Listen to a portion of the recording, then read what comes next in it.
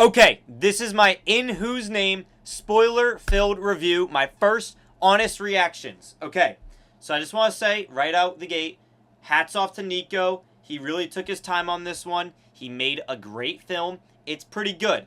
I think like there were hundreds of hours of content to go through, and he put together a pretty good piece, right? Okay, so I want to get into spoilers right away, but I'm going to say one thing. This is one thing that might be considered a spoiler, might not be. But I think the main takeaway I would have is that there was no, like, there's actually no way to spoil it, is what I'm going to say. Okay? There isn't actually, like, you might have clicked on this video for spoilers. The truth is, there are no real spoilers, okay? We don't really learn anything new from this film, okay? So there's, like, a spoiler in and of itself. And now let's get into kind of my review. Again, hats off to Nico, but I do think it's an interesting style of how he went about it. And I really am eager to see how different people interpret it. Okay, so let's go straight into, like, the core structure of it for those, because I know there's a lot of people who can't watch at home, so they're like, fuck it, I'll just get spoiled. Okay, so let me tell you what you missed.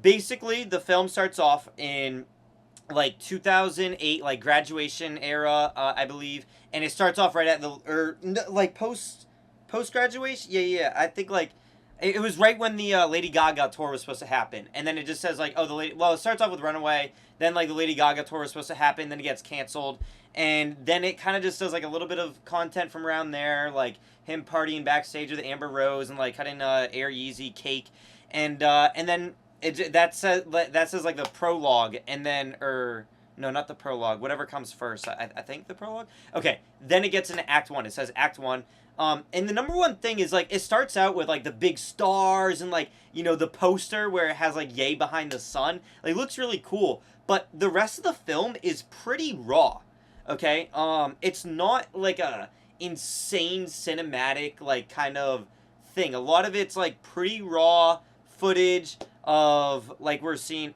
is there a post-credit scene? Sorry, I'm also doing this live, but the chat's on the screen. I'm going to try and keep this focus for YouTube. Yes, there's a post-credit scene. It is the Yay breastfeeding clip. That's pretty much it. And he's singing Use This Gospel. But anyway, back to what I was saying is, and yeah, I mean, it's cool, but it's not, like, anything that much. It's just, what was that, from the Jesus King movie, right? So, we had already seen that. Anywho, let's get back to kind of the plot line. Then I'll kind of get more into specifics of it. All right. So that's the prologue. Then immediately we like skip to, and correct me if my memory like serves me wrong in the comments if you've seen it, because this is the spoiler review. Because I've only seen it once. I'm gonna have to see it again. Like, this is just my first takeaway. So I'm definitely, like, my opinions could change. Fair warning. But it felt like a highlight reel. All right. Okay. Let me get back to the structure of it though. So it goes to like 2017.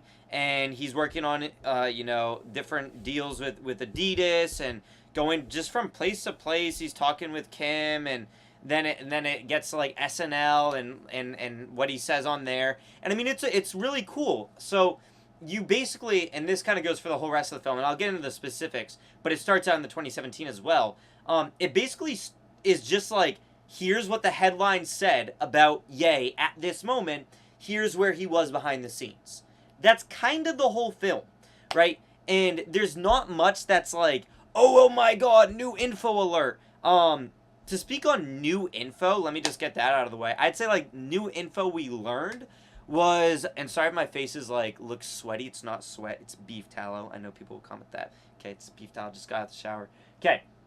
New info. Let me see what I would say. And if y'all in Twitch chat already saw it, let me know what new info I'm missing. I would say the new info was... One, we got a phone call during the war era. Also, like, no snippets. Music was, like, deliberately cut out. Like, any time where he was, like, in a studio or, like, singing on stage or, like, even doing a music video, the music was, like, cut out and then, like, a score was being played. Which is, like, I mean, it's a choice, but the focus was not music. That's just very, very clear. But anyway, yeah, so there's like a phone call during the wartime where someone's like, you're at war. Maybe he got the inspiration from that phone call to call it war. Who knows? And then what was another new piece of info? Oh yeah, like Off the Grid. Ye says, and I don't know if this was known, but Ye said that he didn't want Pusha's verse on Off the Grid because I think it was Cardi and was saying like, "Yo, we need to keep Pusha's verse on Off the Grid," and he's like, "Nah, I don't want to be talking about Black Lives Matter on my album." So he's like, "Oh, okay," and that was that. And it's funny too because we know that like Ye was playing Off the Grid for Cardi back in like 2020. If you remember during the Whole Lotta Red rollout, people were like stalking Cardi's like apartment, and when Ye was there and he was playing Off the Grid, and we heard that snippet that all the way back in 2020 and released 2021. So Cardi must have been really liking that Push verse for a while. Anyway, yeah. So then it starts out with SNL in Act 1. It just talks about the like backstage. Michael Che like really presses him, and Cons is like, chill, bro, chill. Like Michael Che's just like, bro, we didn't have the chance to speak back to you. Like you can't just be putting us right there and like saying all that shit when we can't say our piece. And it's like, and then Cons is like, chill. And then yeah, so we see SNL, and then we see like him going to the White House, and then bits and pieces of him arguing with Kim, and then just like crashing out. Then they go to Uganda, and he just crashes out on people there, and then he just kind of goes around, and then it's like 2018. He just kind of like all this time is like no footage of Ye or Kids See Ghosts being made.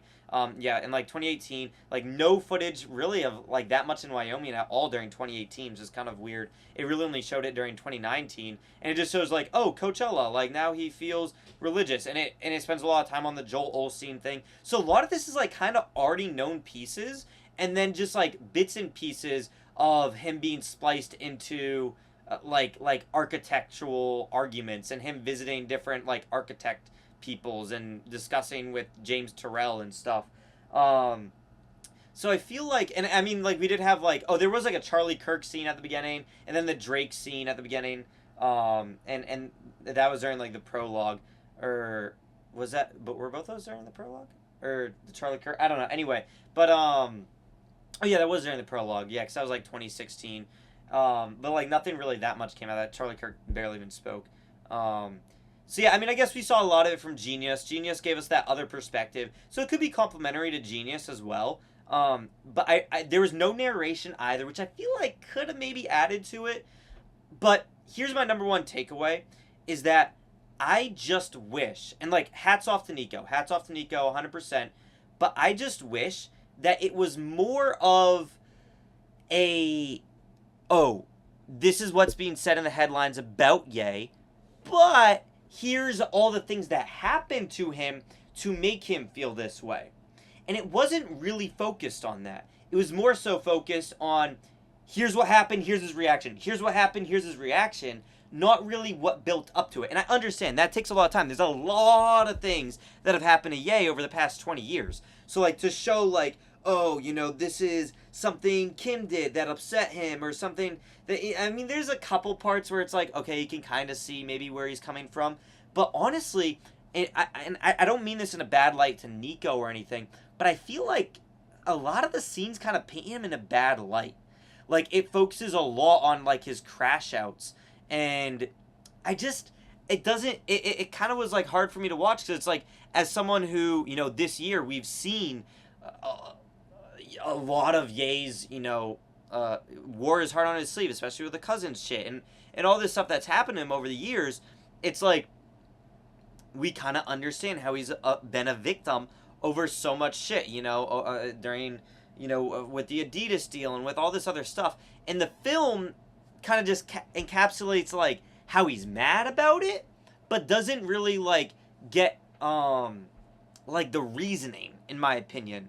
It just kind of is like, I'm mad at Adidas, I don't want to be a slave. It doesn't really articulate, like, it doesn't really build any arguments for Ye, in my opinion, is what I'd say the film was kind of lacking.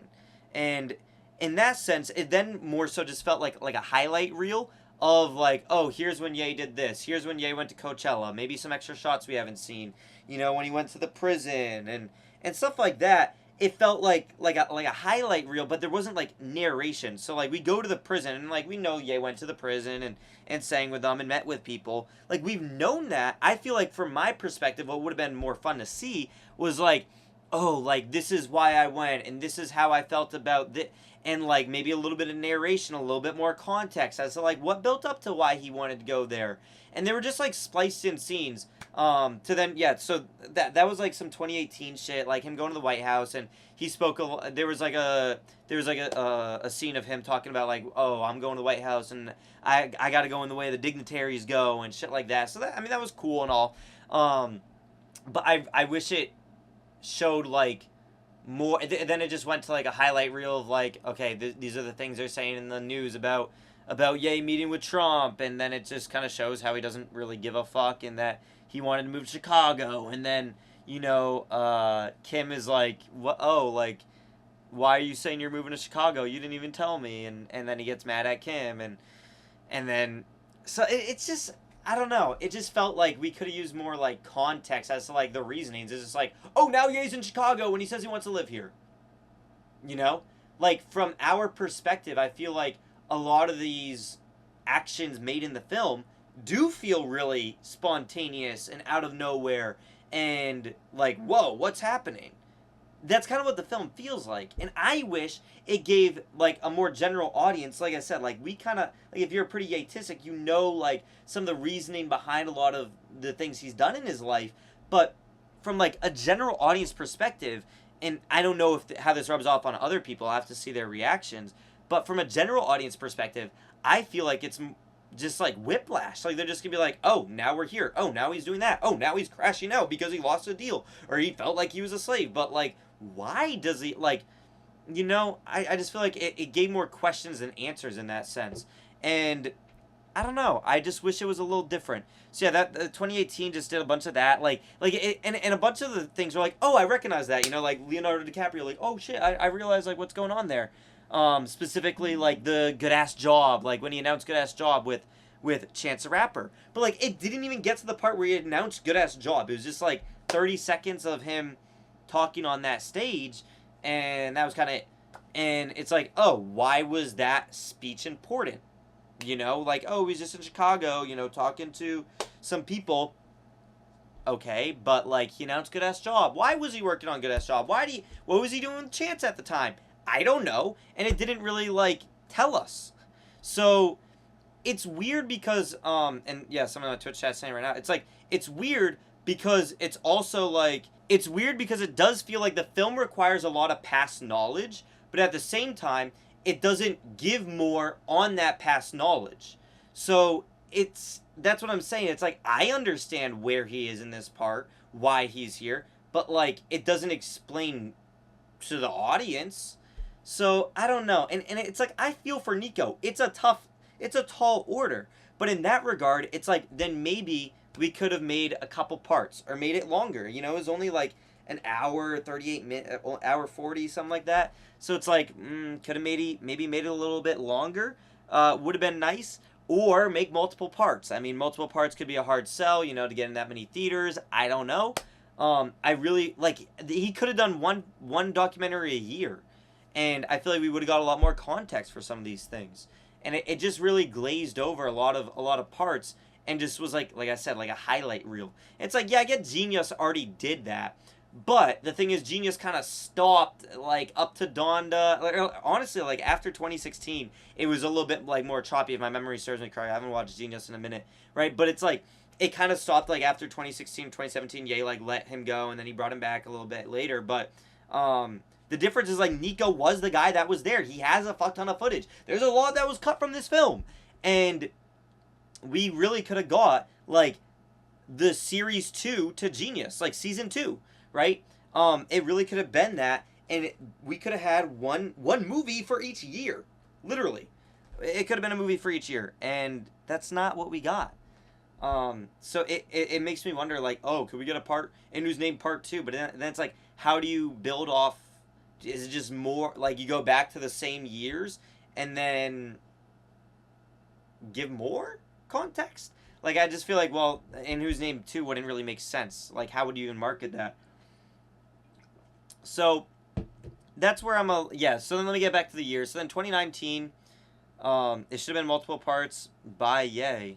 Been posted in multiple parts by, what do you mean by Ye, though? I mean, Ye didn't even promote it. I wish he did. But Anyway, back to what I was saying is, yeah, so then 2019 it just like picks up with some Coachella stuff and him wanting to run for president, and I mean that's that. But hold on, let me fix my color. I want to be a little more blue. Okay. But other than that, it just like, a lot of the Joel Osteen, and then 2020 comes and I don't think there was much for 2020, was there?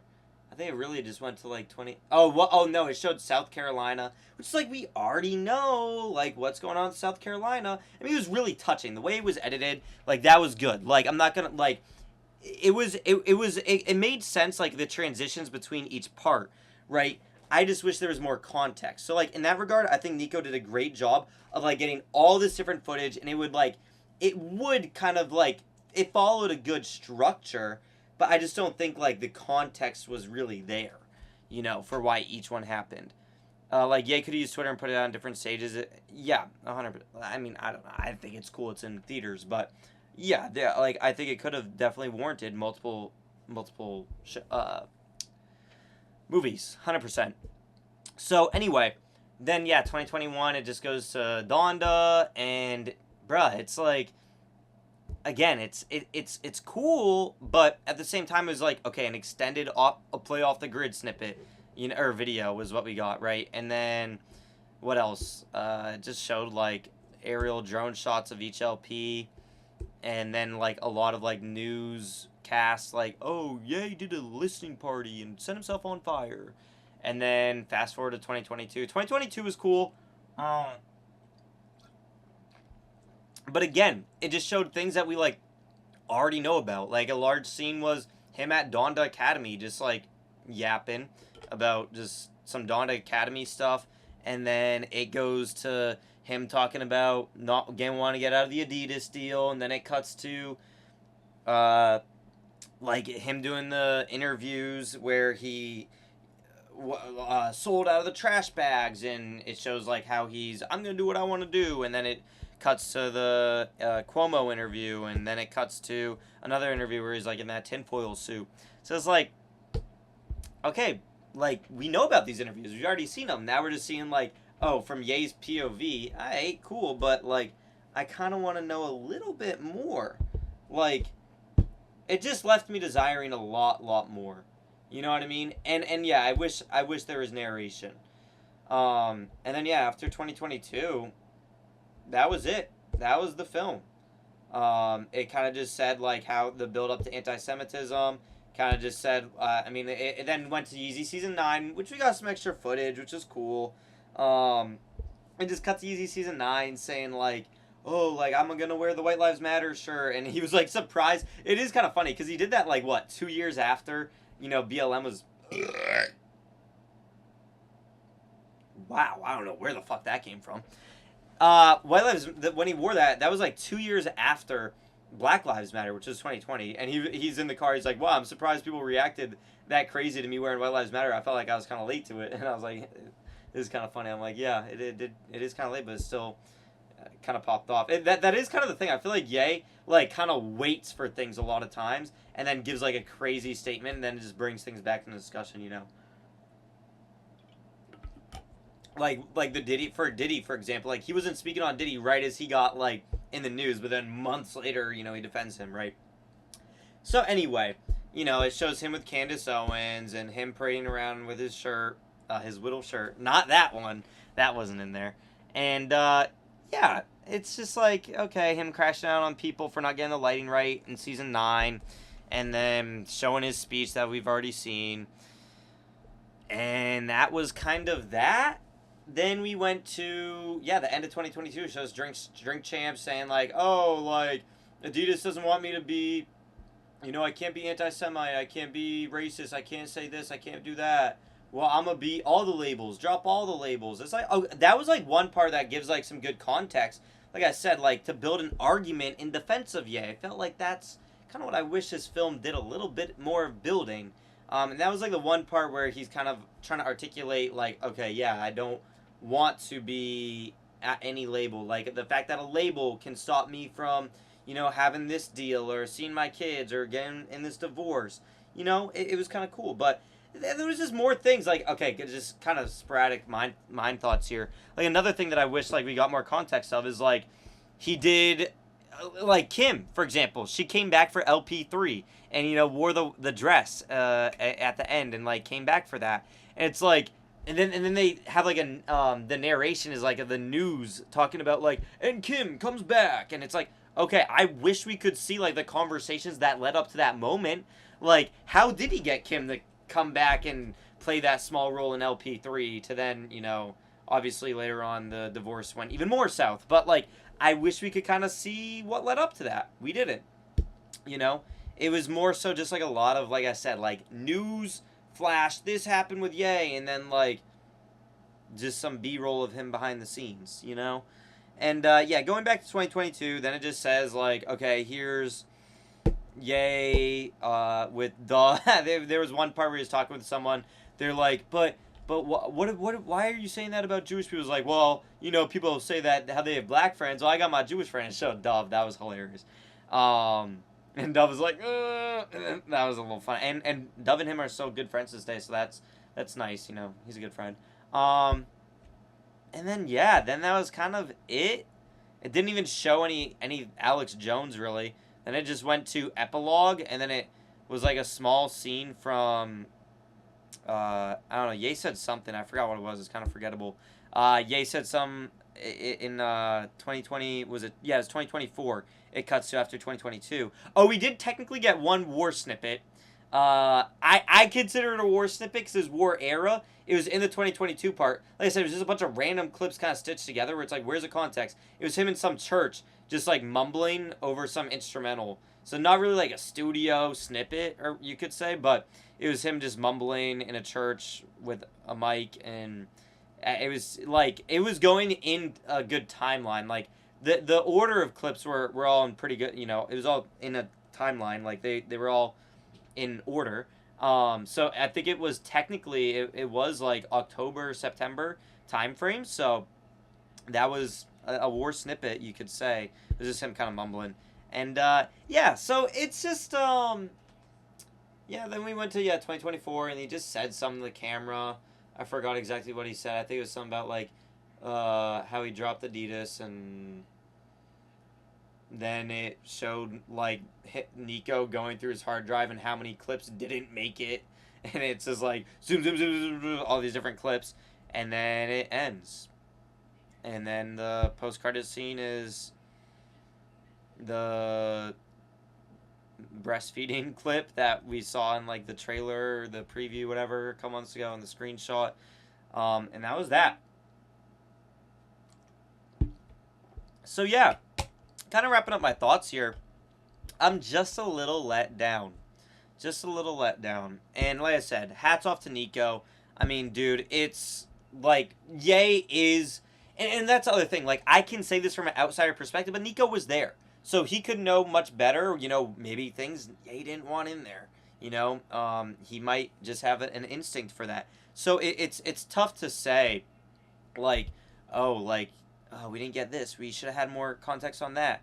And it's also like Ye's life is still ongoing. So what's to say that, like, you know, there might be stuff in the future that we might want more context of, something in the past to give us something in the future, you know? So it's all still developing, and, you know, so it's not, like, easy and definitive to say, oh, here's what matters the most to put in it, you know? Like, obviously, us fans kind of want music because Ye still releases music, and it's something we enjoy, and so it's tough to conclusively make an argument of what should have been in it, what shouldn't have been.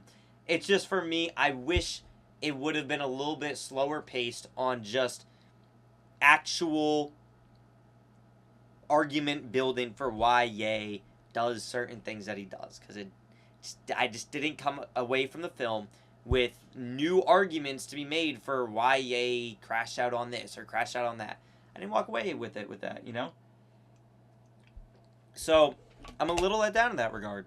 And other than that, yeah, definitely an avoidance of any new snippets, any not even new snippets, but like even like the New Body music video, like he muted the audio and the score played, right? So it was like definitely an intention to go away from it. But I mean, also the other thing is like we can complain about certain things not being in the film, being in the film. You know, I can say this, but also I don't know all the footage that exists, right? Maybe this is genuinely like even with my wishes in mind, maybe this is the best Nico could have done to build arguments. Maybe that footage just doesn't exist. Maybe Ye doesn't really build the arguments for himself behind scenes, you know, and us as fans do articulate it the best. So to show Ye's first person perspective of how he would defend himself, maybe that footage just ain't there. I don't know. So that's another thing that could be said. So I'm feeling like a 7 out of 10 on this. I definitely want to watch it one more time to see like, oh, I missed that. That was maybe a little bit more important, or maybe I could give a little bit more credit to this part.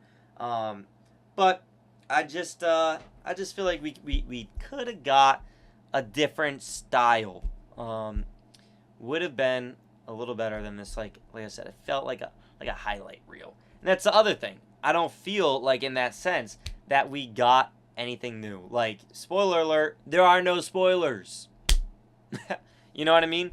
So yeah. I definitely think like if you're a Ye fan, definitely still go see it.